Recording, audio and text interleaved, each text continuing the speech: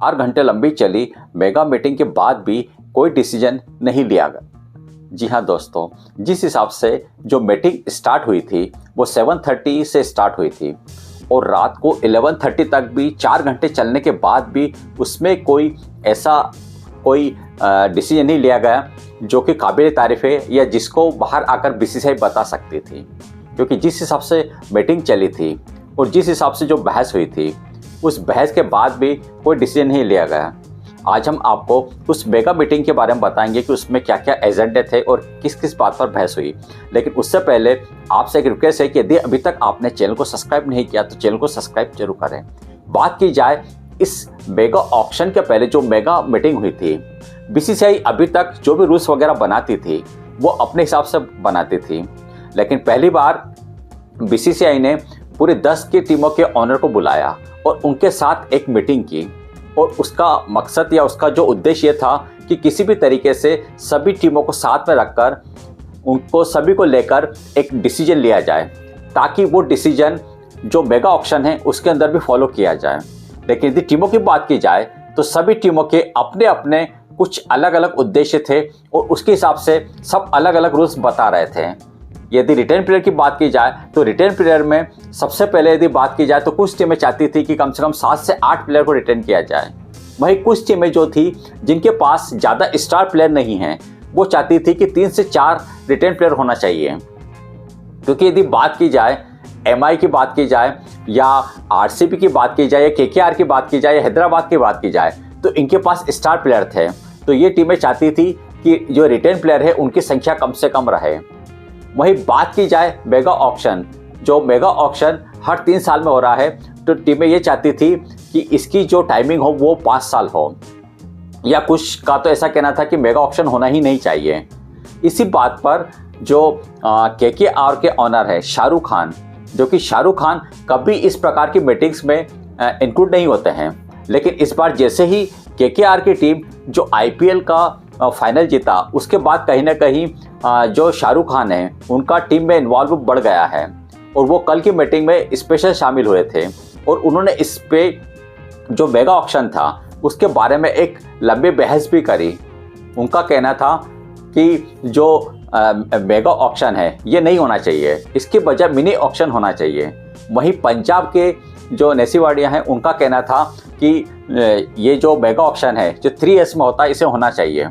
क्योंकि यदि पंजाब किंग्स की बात की जाए तो पंजाब किंग्स तो ये चाहती है कि मेगा ऑक्शन हो और वो ये चाहती है कि हम कुछ स्टार प्लेयर को हमारी तरफ लें। क्योंकि अभी बात की जाए पंजाब किंग्स की और यदि केकेआर की बात की जाए तो केकेआर के पास इस समय एक से एक स्टार प्लेयर हैं और कहीं ना कहीं उनको डर है कि यदि मेगा ऑक्शन होता है और यदि रिलीज प्लेयर की संख्या 3 से 4 होती है तो उनको बहुत से प्लेयर को छोड़ना पड़ेगा और वापस उनको नीलामी में लेना एक मुश्किल टास्क होता है। वहीं पंजाब किंग्स की बात की जाए तो पंजाब किंग्स ये चाहती है कि किसी भी तरीके से मेगा ऑक्शन हो और उसमें हम अच्छे प्लेयर को ले लें। इसी के बीच में शाहरुख के साथ उनकी एक लंबी बहस चली। वो तो गनीमत था कि दूसरे जो फ्रेंचाइजी के ऑनर था उन्होंने उनको दोनों को अलग अलग करा। उसके बाद यदि बात की जाए इस मीटिंग की तो इस मीटिंग में ऐसा कोई भी डिसीजन नहीं लिया गया, बल्कि बात की जाए बीसीसीआई की तो बीसीसीआई की जो सेक्रेटरी जय शाह का ये कहना था कि कहीं ना कहीं हम टीमों को साथ में लेकर आए थे ताकि एक यूनिटी के साथ कोई रूल्स बनाए जा सके। लेकिन यदि बात की जाए हर फ्रेंचाइजी की तो हर फ्रेंचाइजी के अलग अलग मुद्दे थे, या कहें कि यदि रिटर्न प्लेयर की बात की जाए तो रिटर्न प्लेयर में भी सबके नंबर अलग अलग थे। वहीं बात की जाए यदि टाइमिंग की तो कुछ टीमें ये चाहती थी कि इसकी जो टाइमिंग है वो 3 इयर्स जो है उसको बढ़ाकर 5 ईयर किया जाए। वहीं कुछ टीमें तो चाहती थी कि मेगा ऑक्शन को होना ही नहीं चाहिए, इसके बजाय मिनी ऑक्शन होना चाहिए। इसी पर जो सनराइज हैदराबाद की जो ऑनर है काव्या मारन, उनका भी कहना था कि यदि 3-3 साल में यदि ये मेगा ऑक्शन होता है और हम किसी प्लेयर यंग प्लेयर को मूव करते हैं तो उसका हमको उसके बाहर जाने का खतरा रहता है। क्योंकि उन्होंने एग्जाम्पल दिया कि हमने अभिषेक शर्मा को जो यंग प्लेयर थे उनको इस साल हमने बिल्कुल बूम करा है और अब वो हमको लग रहा है कि हमारी टीम के हिसाब से बिल्कुल परफेक्ट हैं। लेकिन अभी हमको फिर डर है कि यदि मेगा ऑक्शन होता है और मेगा ऑक्शन में हम उनको रिटर्न नहीं कर पाए तो हम उनको वापस लेना हमारे मुश्किल है। और वाकई में एक तरीके से सही भी है।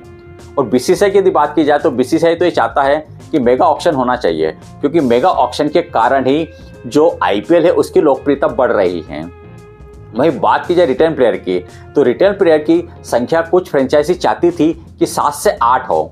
वहीं बीसीसीआई की यदि बात की जाए तो बीसीसीआई 4 या 5 के अलावा रिटर्न प्लेयर को नहीं रखेगी। वहीं बात की जाए आरटीएम कार्ड की, तो बीसीसीआई के अलावा यदि फ्रेंचाइजी की बात की जाए तो कुछ फ्रेंचाइजी तो ये भी चाहती थी कि 6 हमको आरटीएम कार्ड मिले। वहीं बीसीसीआई की बात की जाए तो जिस हिसाब से बीसीसीआई का रुख है, तो उसके हिसाब से लगता है कि 1 या 2 आरटीएम कार्ड ही मिलेंगे। अब देखना है कि इतनी सब माथापच्ची के बाद जो बीसीसीआई है, डिसीजन आखिरकार उसी को लेना है। और ऐसा कहा जा रहा है कि उसके जो मेगा ऑक्शन के जितने भी जो डिसीजन हैं, खास करके रिटेन प्लेयर के हैं, आरटीएम की है, या जो टीमों के जो पर्स हैं उसके बारे में है, तो इन सब के बारे में जो बीसीसीआई वो फाइनल डिसीजन इस मंथ के अंत तक लेगी। वहीं एक जो सबसे बड़ा सवाल था वो सीएसके का था। सीएसके की टीम चाहती थी कि वो एक जो पुराना रूल था, पहले 21 के पहले तक आईपीएल में एक रूल चलता था कि यदि किसी जो सीनियर प्लेयर है उसको रिटायर हुए यदि 5 साल हो जाते हैं तो 5 साल के बाद उससे अनकेप्ड प्लेयर माना जाता है। लेकिन 21 के बाद इस जो रूल्स था इसको उन्होंने बीसीसीआई ने बंद कर दिया था। लेकिन जो सीएसके है वो चाहती है कि यदि 5 साल वाला ये रूल्स है अनकेप्ड प्लेयर का, यदि इसको वापस ले लिया जाए तो इससे वो कहीं ना कहीं महेंद्र सिंह धोनी जिनको 5 साल पूरे होने वाले हैं तो वो उनको वापस रिटर्न कर सकती थी, क्योंकि अनकेप्ड प्लेयर को एक तो आपको अमाउंट ज़्यादा नहीं देना पड़ता है, तो कहीं ना कहीं आपके पर्स के ऊपर भी ज़्यादा इफेक्ट नहीं पड़ता है। अब दूसरी जो फ्रेंचाइजी थी वो इसका विरोध कर रही थी, लेकिन सीएसके ने अपना एक दाव चला है। अब बीसीसीआई शायद ही इसको माने, लेकिन यदि बीसीसीआई इस रूल्स को या सीएसके की इस मांग को यदि मान लेती है तो कहीं ना कहीं एक बार फिर आपको महेंद्र सिंह धोनी 25 आईपीएल में जरूर दिखेंगे। अब देखना है कि बीसीसीआई इन सब के बारे में क्या डिसीजन लेती है। इस बारे में आपके क्या कमेंट्स हमें कमेंट्स बॉक्स में जरूर बताएं। साथ ही यदि आप चैनल पर पहले विजिट करें तो चैनल को सब्सक्राइब करना ना भूलें।